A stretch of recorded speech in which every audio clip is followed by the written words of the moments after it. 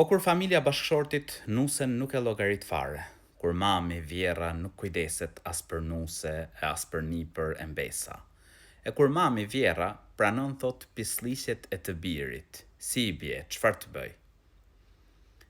Atëherë, çdo grua, çdo nuse duhet ta di që është martuar me djalin.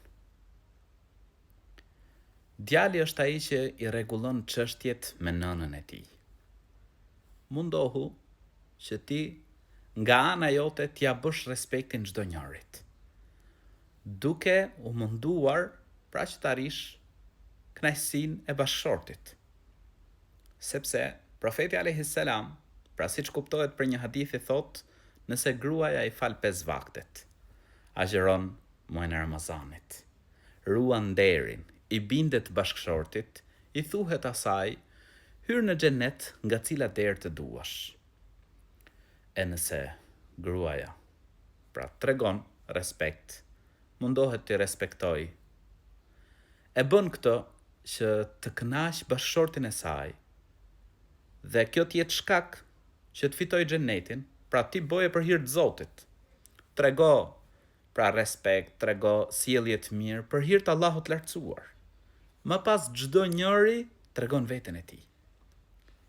Në të ardhmen, këta nipër, pra fëmijët e tu, ato mbesa, pra vajzat e tua, do ta shikojnë. Dhe me lejen e Zotit Gjithësisë nuk ka për të humbur asgjë.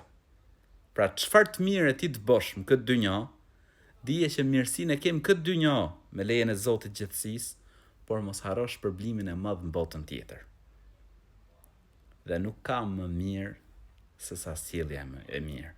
Nuk ka më mirë se sa t'japësh kontributin tënd në rujtjen e lidhjeve farefisnore. Dije që çdo fëmijë e do nënën. Edhe bashkëshorti yt, bashkëshorti i tjetrës, pra do që nusja ta respektoj nënën.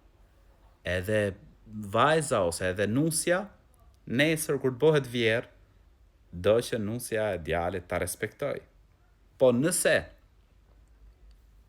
vjera tregohet e ashpër, nuk do me ditë, atëherë ai që mund t'i rregulloj çështjet është djali, bashkëshorti.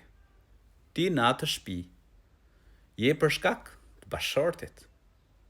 Ai rregullon problemet me të afërmit e tij. Dhe normal, ajo që unë këshilloj pra sjellje të mirë dhe lutet Zotin e Gjithësisë që t'ia zbuz zemrën. Lutë Allahun e lartësuar që ta udhëzoj. Zoti ju lehtësoft.